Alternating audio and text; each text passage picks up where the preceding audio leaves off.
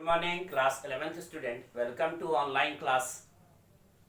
But हम लोग uses of dimension पर क्वेश्चन सॉल्व कर रहे थे। हमने आपको प्रीवियस क्लास में एक्सप्लेन किया कि कैसे हम न्यूटन को डाइन में कन्वर्ट कर सकते हैं। न्यूटन फोर्स की यूनिट एसआई सिस्टम में है और डाइन जो है वो फोर्स की यूनिट सीजी सिस्टम में। कैसे हम न्यूटन को डाइन में कन्वर्ट कर सकते हैं वो हमने आपको एक्सप्लेन किया था। आज हम आपको बताएंगे कि 1 जूल कन्वर्ट 1 जूल इनटू अर्ग। एनर्जी की यूनिट एसआई सिस्टम में, एमकेएस सिस्टम में जूल होती है और सीजीएस सिस्टम में अर्ग होती है। एनर्जी की यूनिट एसआई सिस्टम में जूल और सीजीएस सिस्टम में अर्ग होती है। जूल को हम अर्ग में कैसे कन्वर्ट कर सकते हैं? तो देखिए यहां पर बेटा N1 आपका 1 होगा, U1 आपका जूल हो जाएगा, N2 क्वेश्चन मार्क कर देते हैं, U2 हमारा अर्ग हो जाएगा, अर्ग, ERG अर्ग। जूल एनर्जी की यूनिट है। एनर्जी का डायमेंशनल फार्मूला ml²T-2 होता है। तो m1 L1²T1-2 कर देंगे। और यहाँ अर्ग भी एनर्जी की यूनिट है, इसका भी डायमेंशन फार्मूला ml²T-2। इसको 2 के टर्म में ले लेंगे। ये एमकेएस सिस्टम में है और ये सीजीएस सिस्टम में। एक मीटर किलोग्राम सेकंड सिस्टम में है, एक सेंटीमीटर ग्राम सेकंड सिस्टम में। आपको बताया गया है कि m1 आपका एज ए किलोग्राम है, एमकेएस सिस्टम का मास है। m2 एज ए ग्राम है, सीजीएस सिस्टम का मास है। 1000 m2 हो जाएगा। m1 हमारा 1000 m2 के इक्वल होगा, L1 हमारा 100 L2 के इक्वल होगा और T1 हमारा T2 के इक्वल होगा। टाइम एमकेएस सिस्टम और सीजीएस सिस्टम में टाइम की यूनिट दोनों सिस्टम में सेम होती है। एमकेएस सिस्टम में भी टाइम को हम सेकंड में कैलकुलेट करते हैं और सीजीएस सिस्टम में भी हम टाइम को सेकंड में ही कैलकुलेट करते हैं।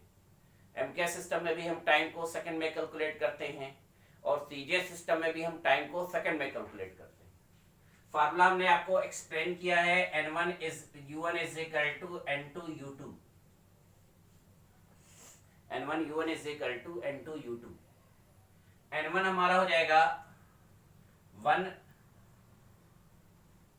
U1 हो जाएगा हमारा m1 L1²T1-2। N2 हमें कैलकुलेट करना है, U2 हमारा हो जाएगा m2 L2²T2-2। एमकेएस सिस्टम में भी आपका टाइम T1 सेकंड में है, सीजीएस सिस्टम में भी आपका टाइम T2 सेकंड में है। कैंसिल हो जाएगा। ये 1 है, m1 की यहाँ पर 1000 m2 ले लेंगे।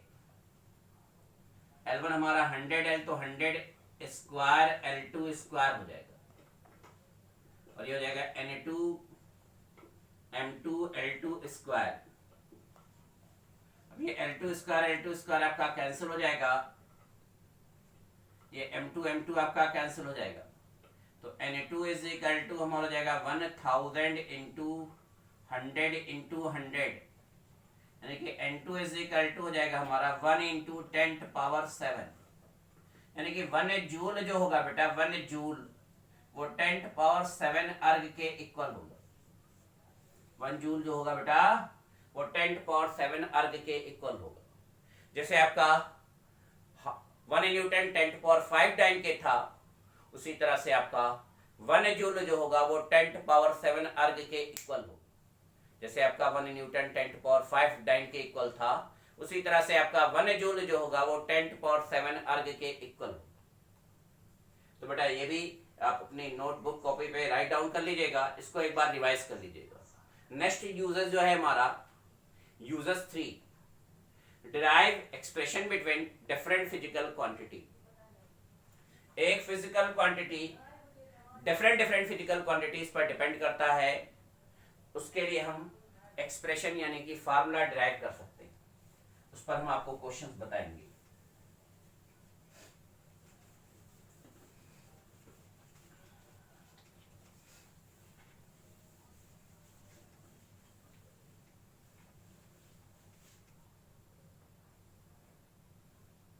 अब जैसे क्वेश्चन आपका दे दिया है time period of simple pendulum, time period of simple pendulum T, pendulum capital T is depend upon length small l and acceleration due to gravity g, and acceleration due to gravity g।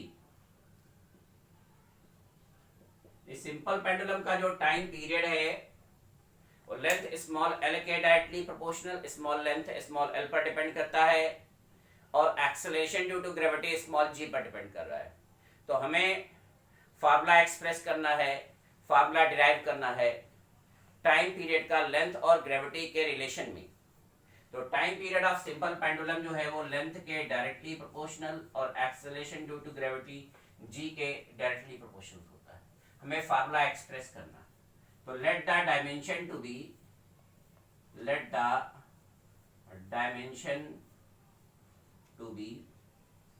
a and b, a and b dimension कर लेने, consider कर लेना है। l पर dimension a consider कर लेना है, g पर डायमेंशन b कंसीडर कर लेना है। प्रोपोर्शनलिटी को इक्वालिटी में चेंज करेंगे, कांस्टेंट ले लेंगे, l power a g power b।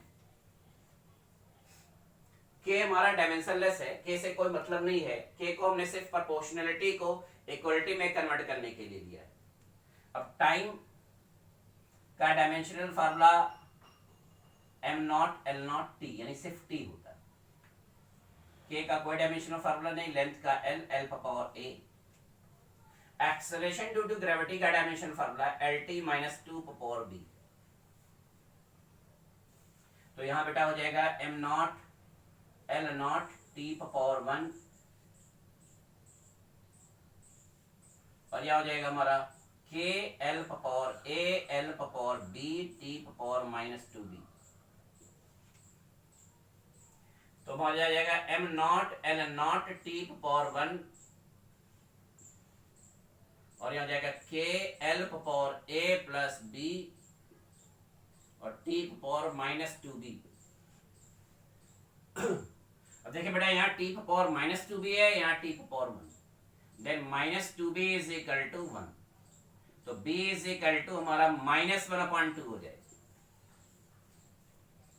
अब यहाँ l power a plus b है, यहाँ l पावर 0 है, then a plus b is equal to 0।